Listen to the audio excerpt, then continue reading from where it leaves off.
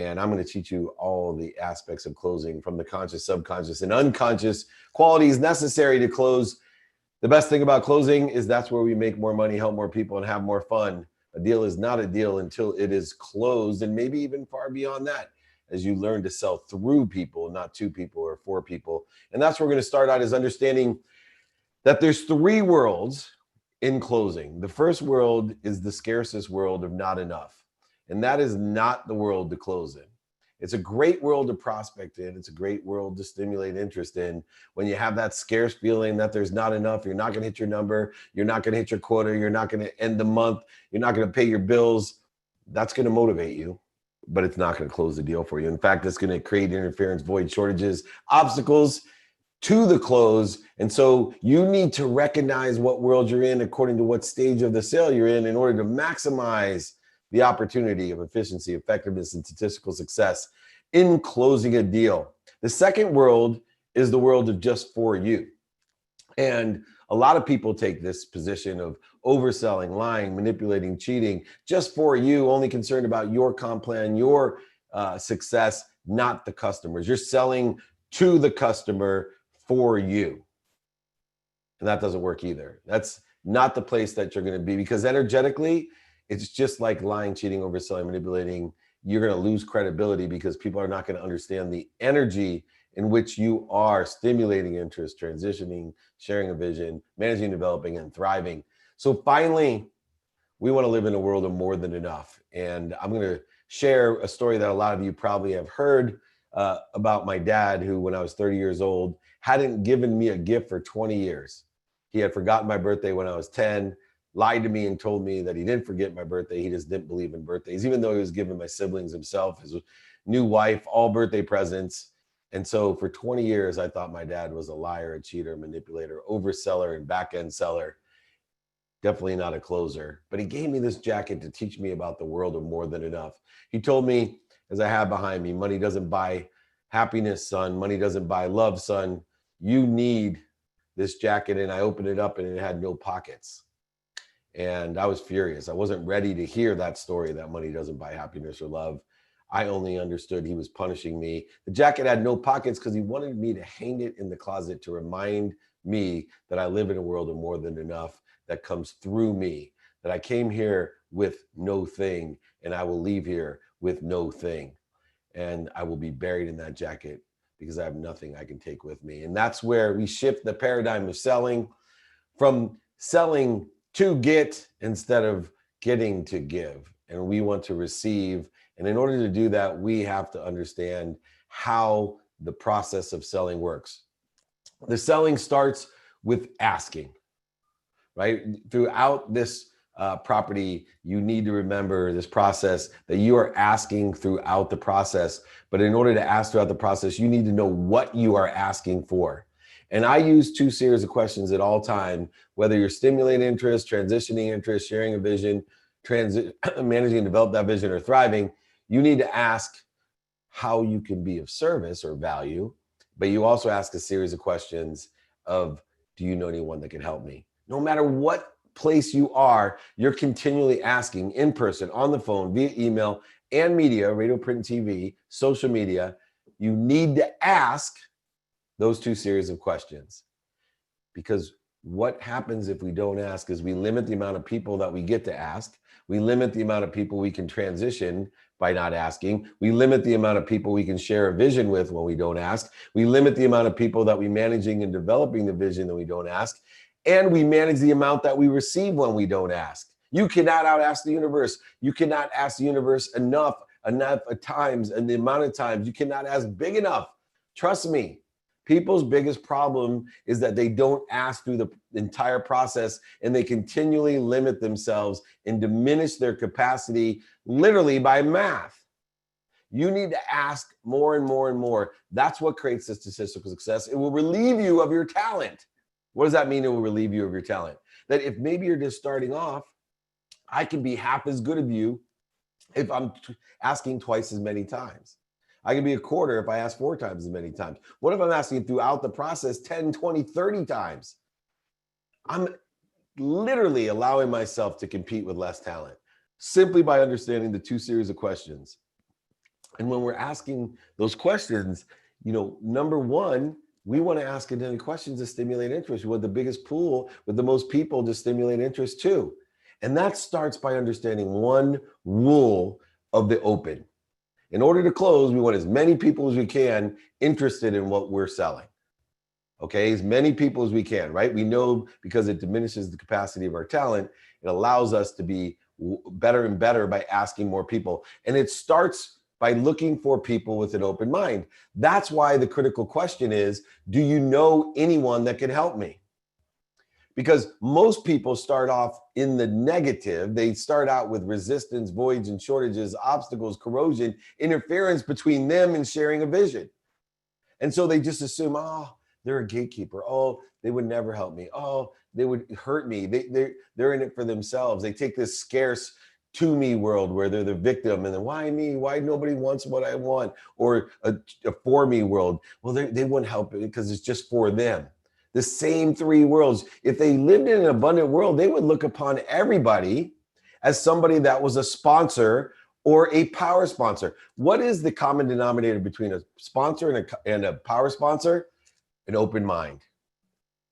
By asking people, do you know anyone that can help me? You are qualifying whether or not they have an open mind. And statistically, you're killing it right at the start of stimulating interest by attracting people with open minds, because it takes 1,000 times more energy, money, resources to change somebody's vision that has a closed mind than it does an open mind. 1,000 times. You're already statistically so much more successful simply by qualifying people if they have an open mind or not. And remember, when we're stimulating interest, in order to maximize the number of people so that we can have the most number of people close and the biggest opportunities close, when we're asking people with open minds, we want to only realize in stimulating interest, there's one person. That's to have them ask back. What do I mean by that? In person, we want them to ask us back. In the phone, we want them to call us back. In email, we want them to email us back. On social media, we want us to DM or message us back. They got to get back to us. And if you realize right now that the only reason that you try to stimulate interest, you have one objective: not to sell, not to share a vision, not to tell stories and oversell, back and sell, manipulate, lie, and cheat, or whatever you're doing now, not to leave long 30-minute messages that you think are going to help you. It's simply get people to get back to you in person, on the phone, email, or social media. The only purpose of stimulating interest is to have them ask back, email back, call back, or DM or message you back.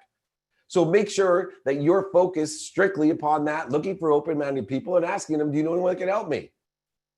And as we maximize the capability of stimulating interest, the next step is to transition that interest from an open mind of not necessarily any details or features and benefits or capabilities that you have, or any quantitative analysis, or even some credibility. Simply curiosity of an open mind to call you back, email back, DM you back, or ask you back. And if you do that, we second step need to transition interest. And how do we do that? Well, we have to follow up and ask back.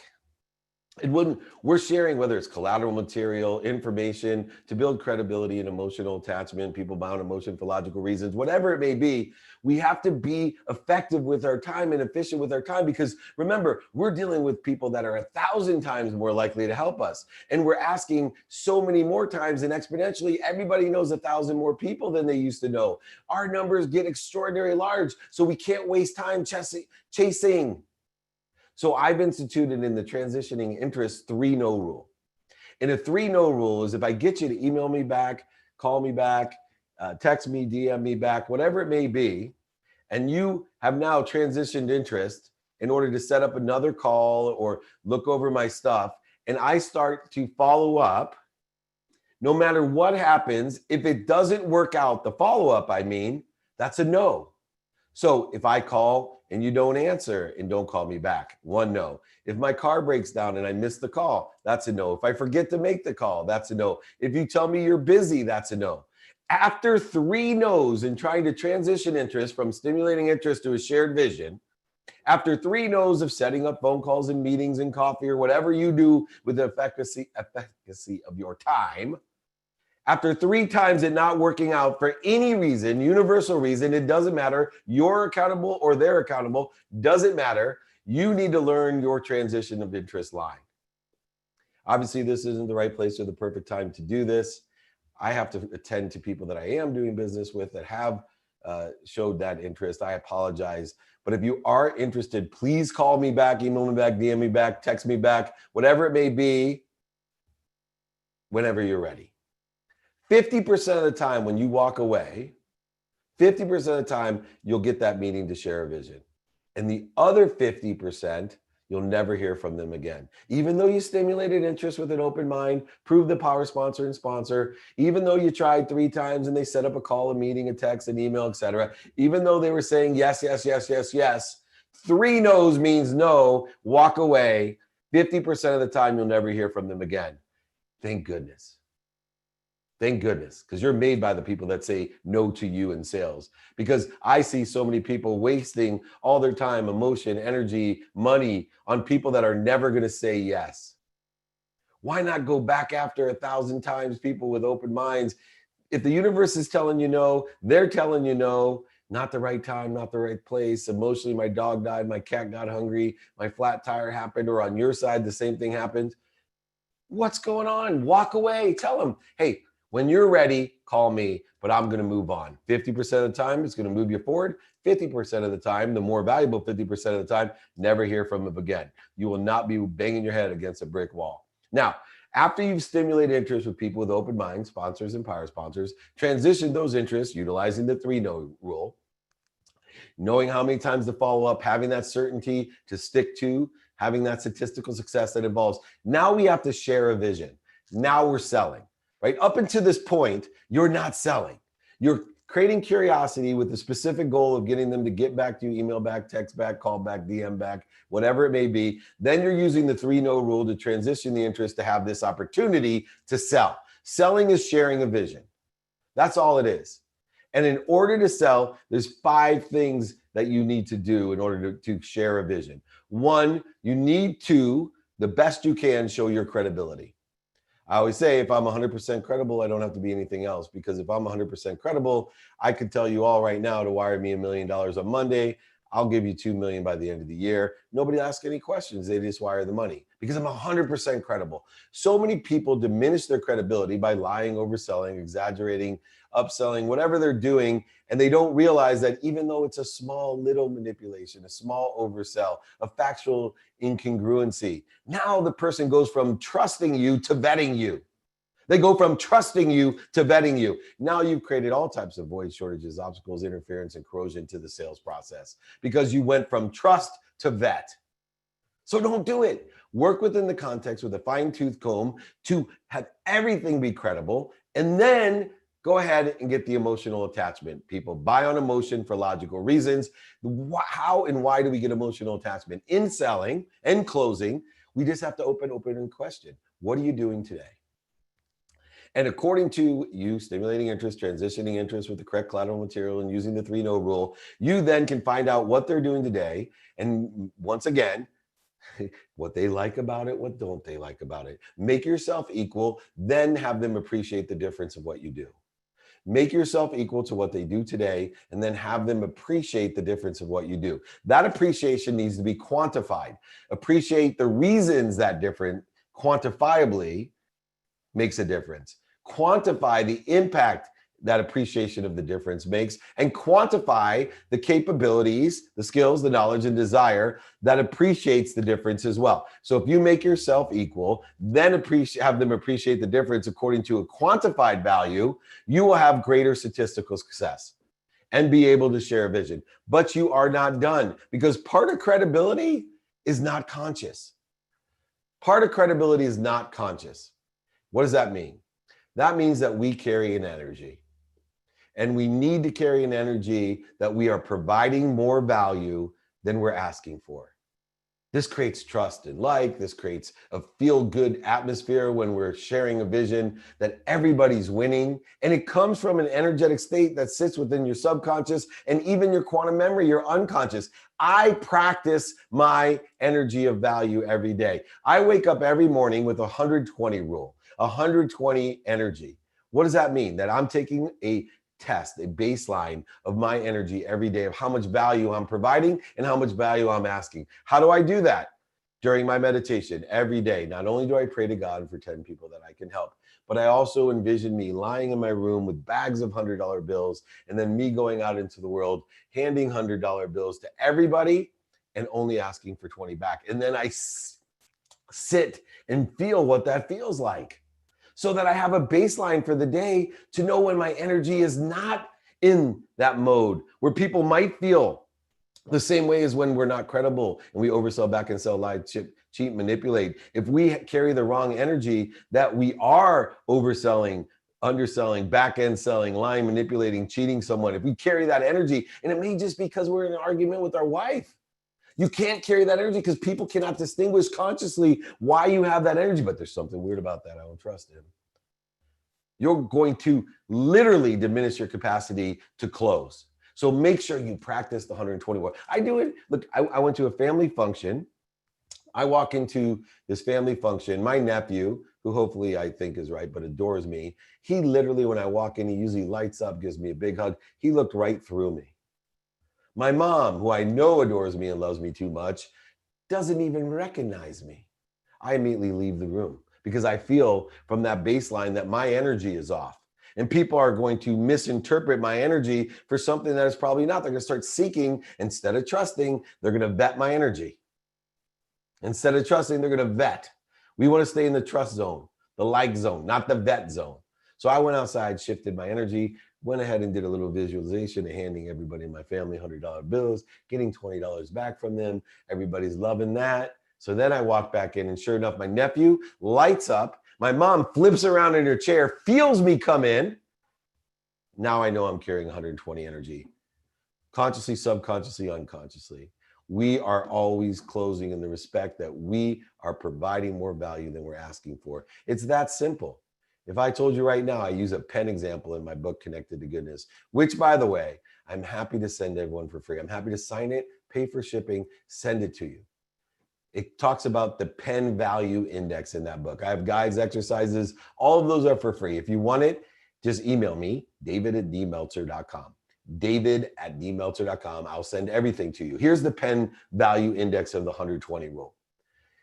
I can sell you a pen, a normal pen, for $1 million. And now I usually do this in big audiences, say, who here thinks I can sell you this little pen for $1 million? Nobody raises their hand. What if I offered you that pen for $1 million, guaranteed you could sell it for $2 million, but would let you borrow $1 million at 0% interest, and I'd put $1 million in escrow in whoever you want's account.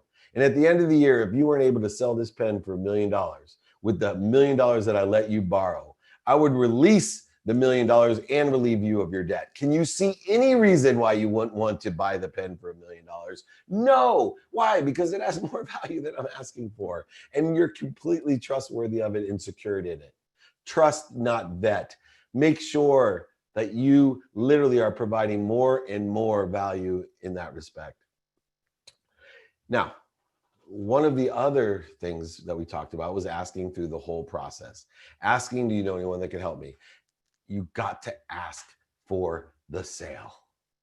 I know this sounds funny. I've had 2 different pitch shows, elevator pitch, everybody can watch that. I am launching 2-Minute Drill on Bloomberg and across the country in multiple platforms, including Amazon now and Comcast, Reach TV. It's going to be extraordinary. And as I was piloting both shows and utilizing both shows, I can't believe that I've had 2 shows that deal with pitching and 33 or more % of the people never ask. They never ask. You don't get unless you ask.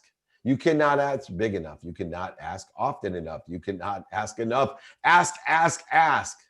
Ask, do you know anybody that can help me? Ask somebody, can you see any reason why you want to move forward? And if you have credibility, emotional attachment, and have been able to quantify the reasons, impacts, and capabilities, nobody will say no.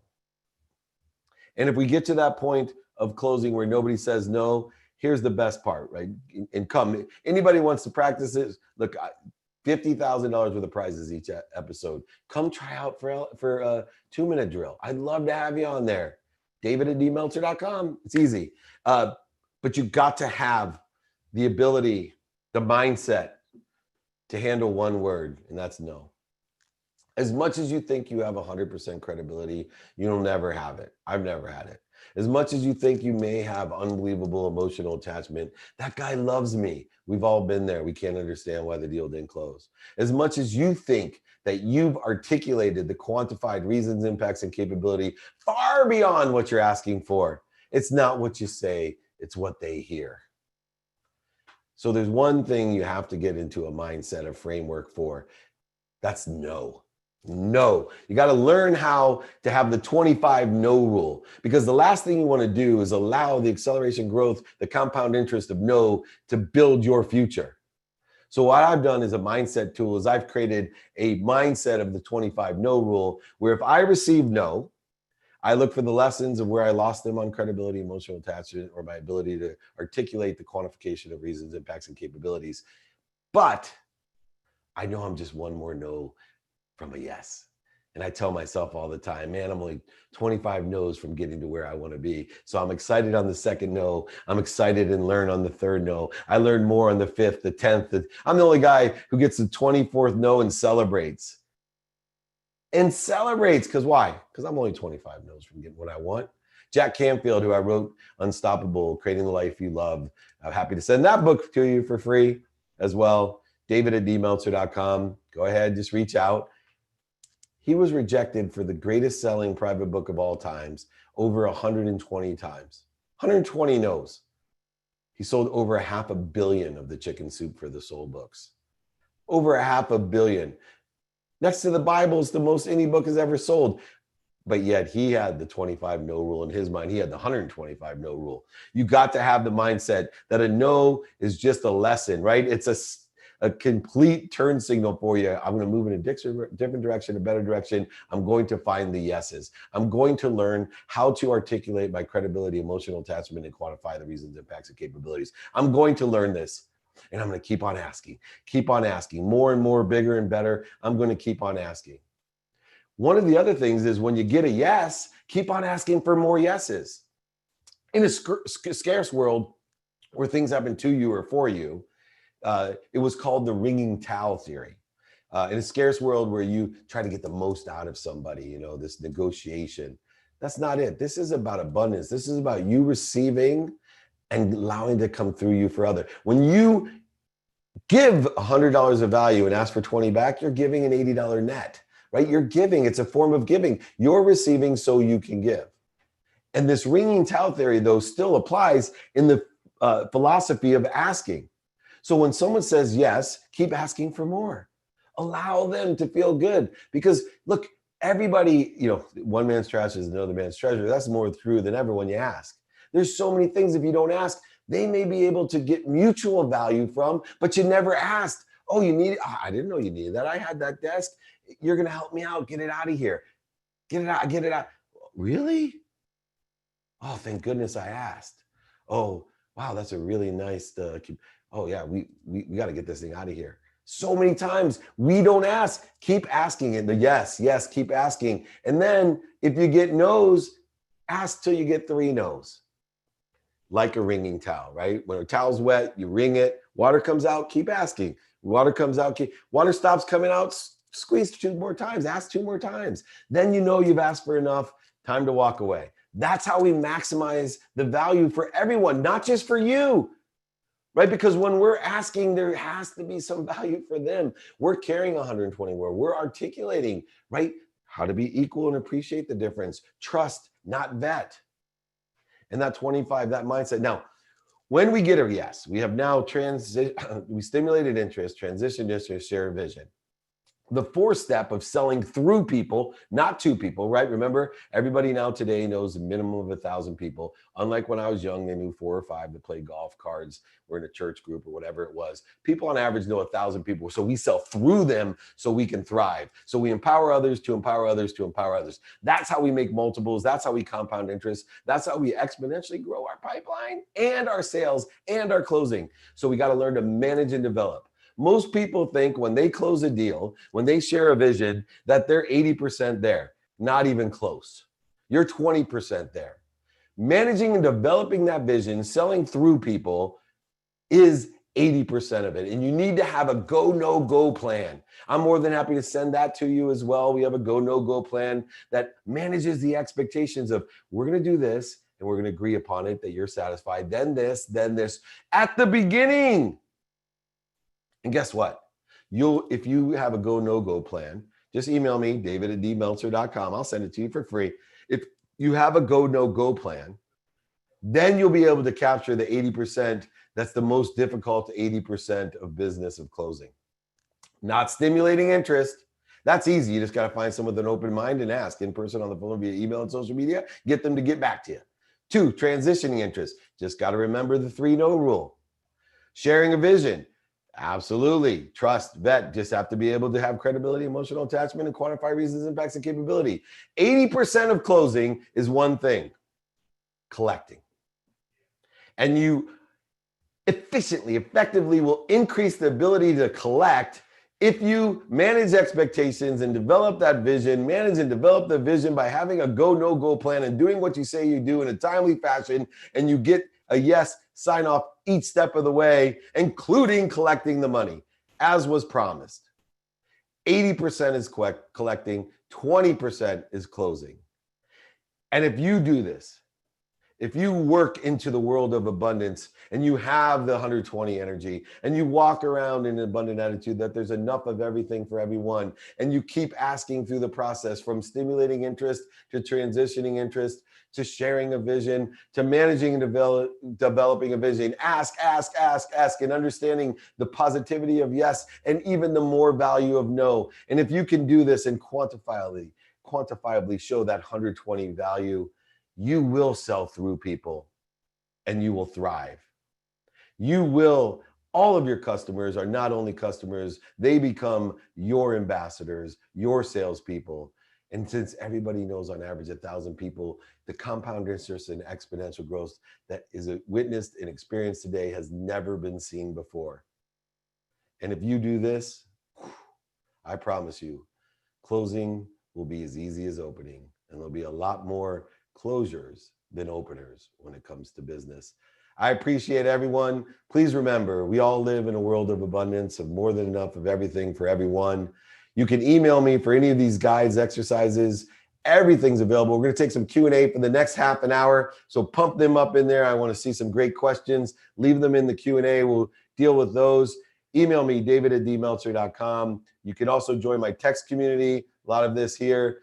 949-298-2905, 949-298-2905. All right, let's open up here the Q&A, and we'll get going. Okie dokie, here we go. What is the best way to open a potential employer? So when we're opening a potential employer, we want to be able to stimulate interest. So the best way is to ask for a conversation. To why? To show your credibility, your emotional attachment, quantify the reasons, impacts, and capability, but more important, to ask open-ended questions of how you can be of service or value. Because if you keep asking what they're looking for today, what they do today, what they like about it, what they don't like about it, you can utilize closed-ended questions in order to align it supplementary, synergistically with your capabilities, your skills that you have to provide 120 value, your knowledge of what and who to have 120 values. And you can utilize it to display that trust of one thing, the common denominator of all successful people, that you have the desire that you must be what you can be. So the best way to open a potential employer is to ask people in person, on the phone, via email and media, radio, print, and TV, do you know anyone that could help me? I'm looking for a job in, at, how, whatever, and ask. And then when you get in front of that person, ask again, and keep on asking in person, on the phone, via email and media. Ask. You can't ask often enough. You can't ask big enough. You can't ask enough. I promise you, ask. That's how we open them up. And then you're able to do the rest by transitioning that interest and sharing a vision. Next question. How important is making an emotional connection for opening and closing? Well, the only emotional connection that you need for opening is curiosity. right? In order to get curiosity, you have to be curious. The better that and more you are, more interested than interesting, the better and more capable you are of getting people to ask back, email back, text back, message back, call back, whatever it is. That's the only key of opening, is get them to get back to you. Stimulate curiosity.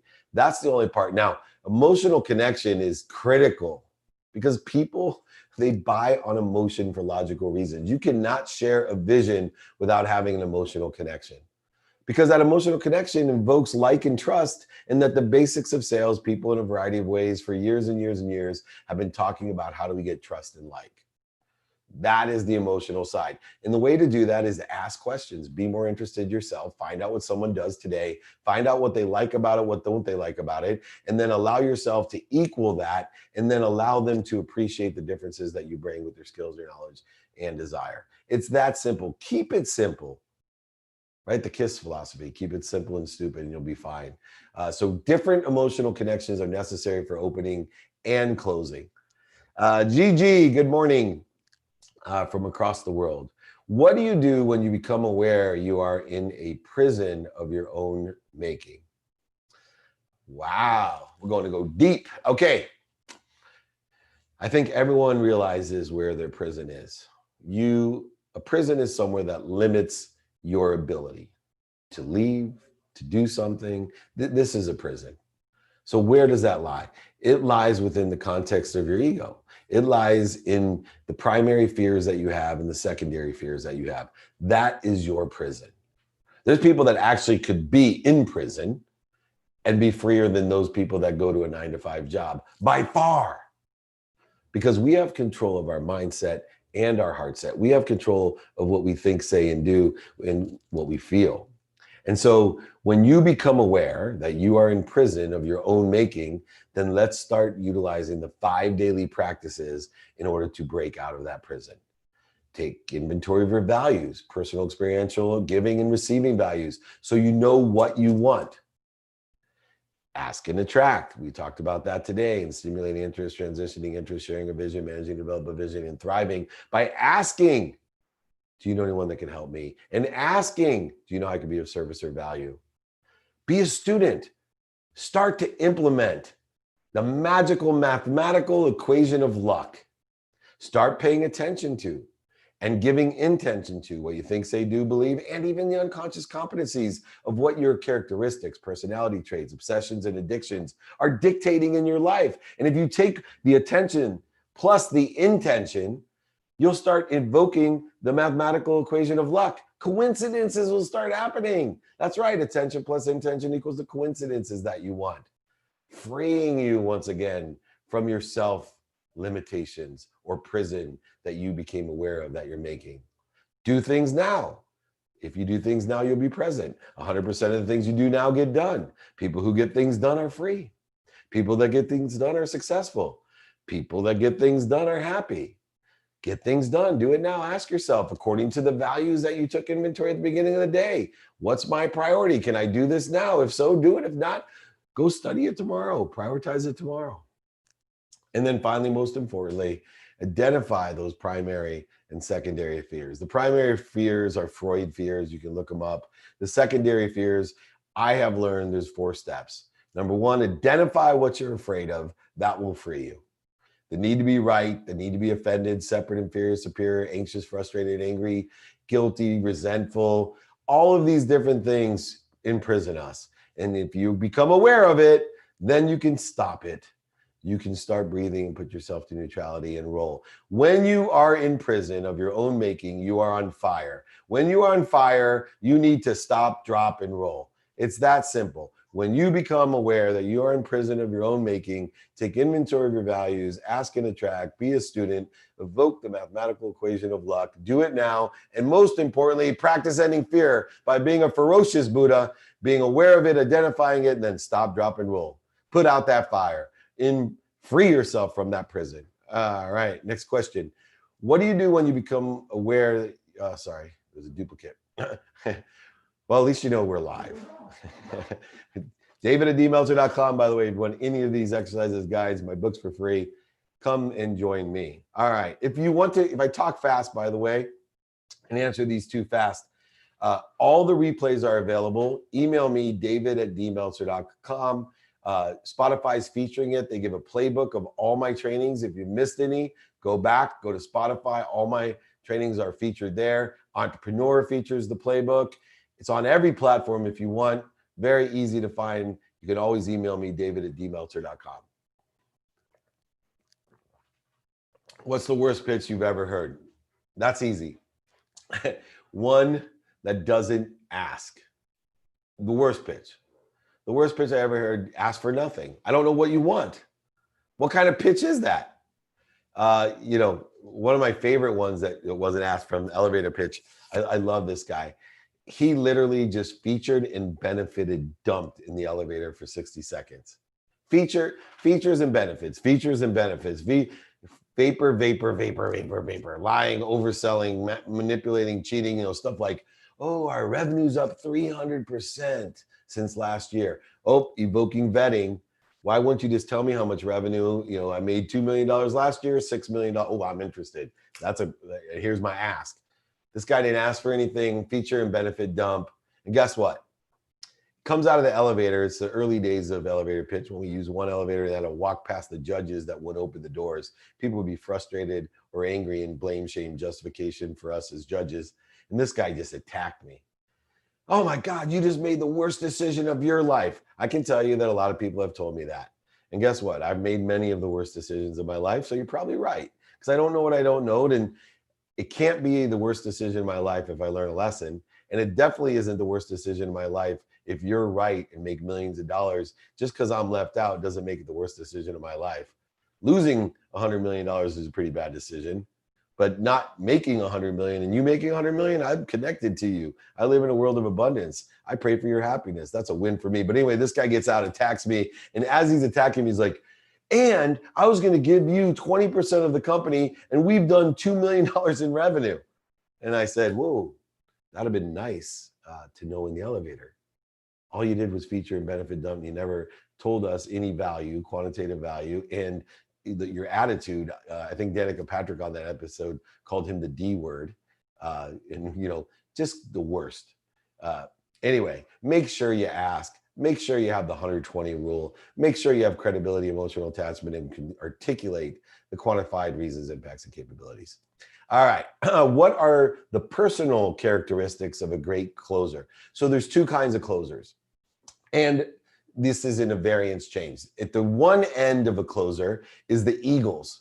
The Eagles are one who are born with a quantum memory to close. They can sell ice to Eskimos.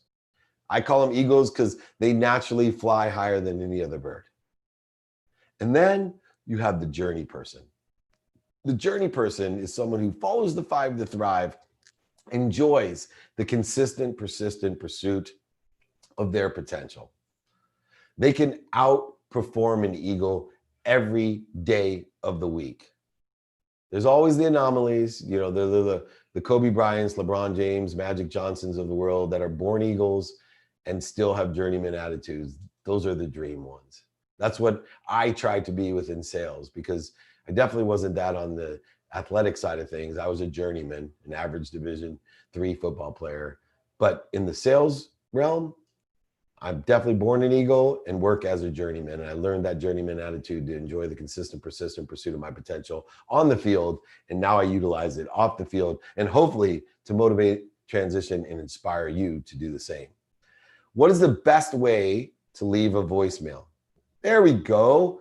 So when you call someone, which I am a big fan of calling people, I call people every day. Some of you may have been getting calls from me because I will pick 5, 10 people every day to personally call and talk to them, because I think it's the most powerful way and best way statistically to communicate. Go ahead, check how many emails you have, check how many DMs you have, and then check how many voice messages you have.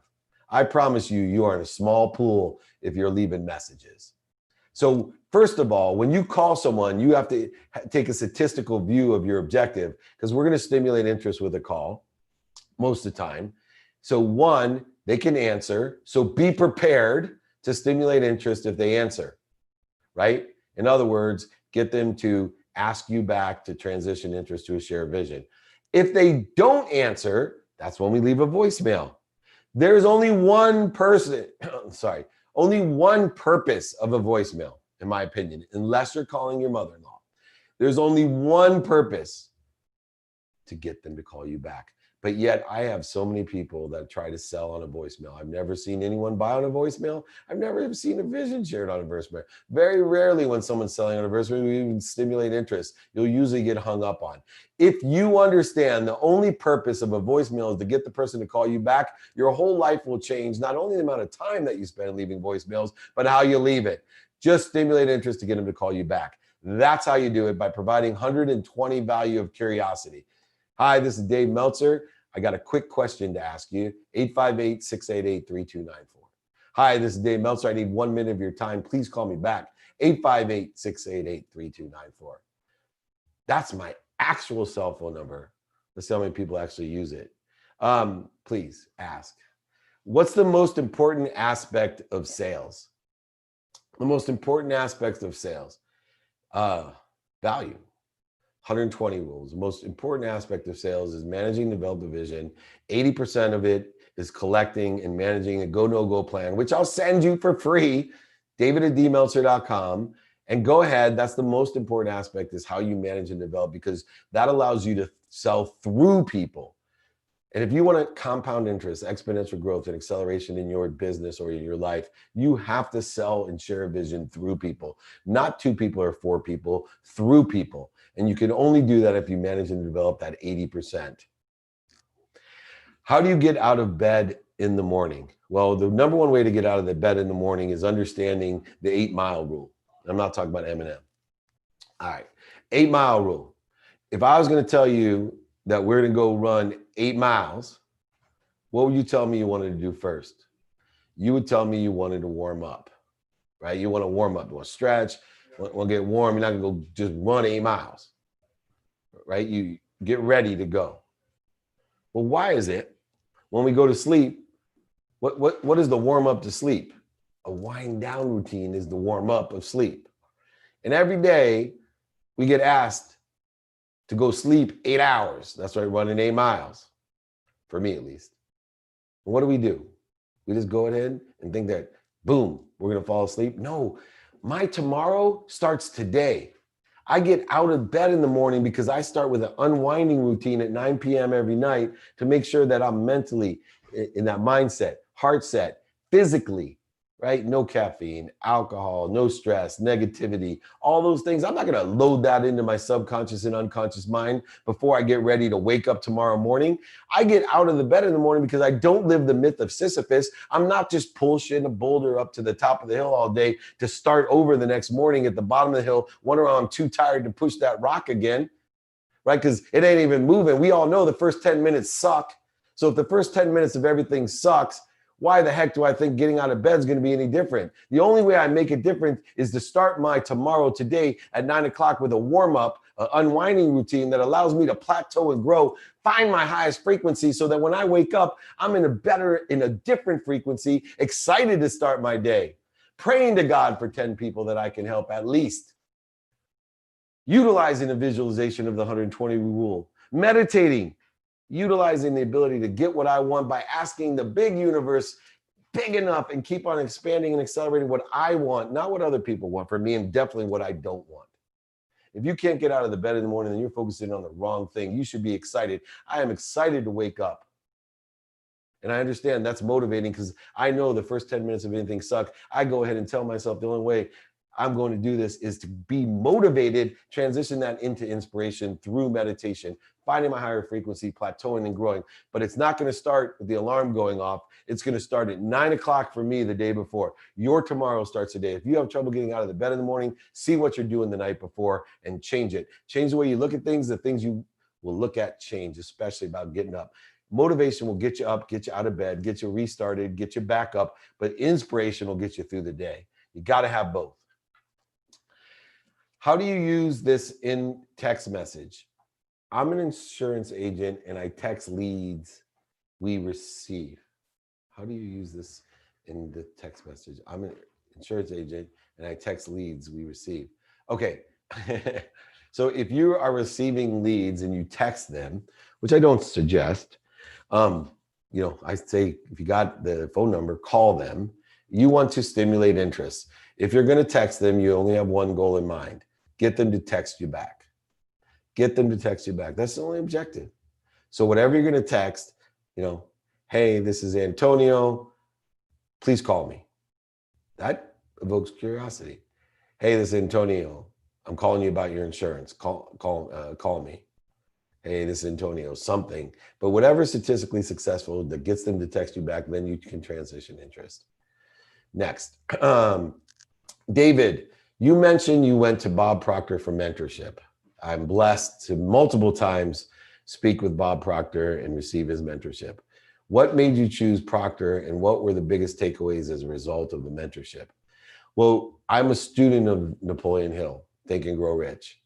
I look for the people who sit in the situation that I want to be in and have utilized the same methodologies that I believe in, but have enhanced them to a different degree. The easiest way to get to where you want to be is to ask somebody that's there for directions. Bob Proctor at 80 years old was there. And I wanted to ask Bob for the directions utilizing the same maps that he used, and wanted to make sure I was using the right map and using the right directions and using the right gas and using the right car, all the different things that he used. And I asked for his help. And Bob Proctor not only is a mentor, but became a friend and a business associate because I asked him for directions where he was. He changed my life. At 80 years old, I was there. He was speaking on his birthday. And at the time, I had rebuilt all that I had lost and sat there going, man, my wife wants to be retired, wants me to travel around the world, and I can't do that. I need activity I get paid for in my life. I need to stay in the process and pursuit of the enjoyment of the consistent, persistent pursuit of my potential. How can I do this? And there he was at 80 years old, speaking on stage, getting paid to speak on stage, inspiring, empowering, and impacting people at the greatest resorts in the world, paid for by them, the greatest food company, inspiration, writing books. And I said, wow, Bob Proctor sits in a situation I want to be in. My wife could travel with me. I can have activity I get paid for. I can empower over 1 billion people to be happy. So I went up to Bob and asked him, can you help me? Do you know anyone that can help me? I'm looking to do and be a great motivator, inspirer. I'm looking to write books that will change the world and speak on stages to change the world and create content to change the world. I'm looking to empower others to be happy. I'm looking for 1,000 people that I can find, like everyone on here today, that will find another 1,000 to find another 1,000. Will you help me? He said, absolutely. That's how it all happened. Find someone that sits in the situation you want to be in and ask them how they got there, and ask them for your help getting there, or if they know someone that can help you. What's the most effective way to get through the gatekeeper and into the decision maker? First of all, the best way to get through a gatekeeper is to realize there's no gatekeeper. Get your mindset and your heart set. There's only power sponsors and sponsors. That's all. There's only people that know someone that can help you, or that can help you themselves and know someone that can help you. Stop thinking that everyone's trying to stop you. They are not stop signs. They are turn signals. They're pushing you in a better position, a better place, a better situation. That's all they're doing. They are not gatekeepers. You are accountable for the way they are reacting to you because you're treating them that way. You get what you want. Stop electing into your life gatekeepers when you can elect into your life sponsors and power sponsors, the coincidences that you want. That will open the gate, right? You can go ahead. Look, huge walls in front of me. You can dream all you want. You can run around the huge wall. You can spend your time going over the wall, digging under the wall, or you can just find the key and open the door right to the decision maker with somebody supporting you, helping you, and sponsoring you, or power sponsoring you. You can do that. It's all up here. Everybody's a sponsor and power sponsor.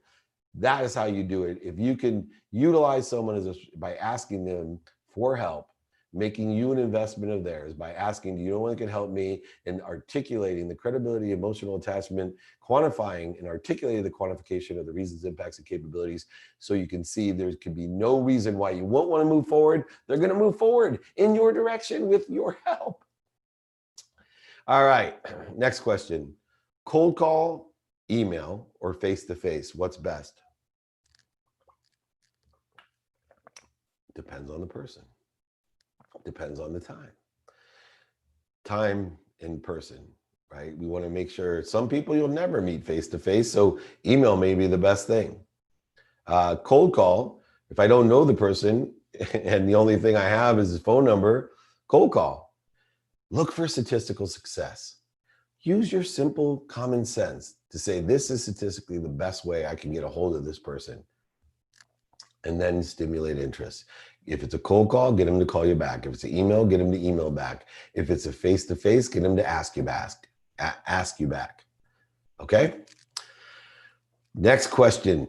What do you believe is the best way to generate leads with social media today? Simple. Empower people with value. Ask and attract. Ask and attract. So go ahead, ask people, do you know one can help me? Go ahead, create value for people to ask you to help them. Create the ask and attract in social media, but be consistent. The biggest problem with social media is people don't realize that it has to be the most consistent of all, because you don't know, there's so many more people. It's direct access to 4.4 billion people. And you think that because you posted 3 times this week that everyone's sick of you. Nobody remembers you and they don't remember what you said.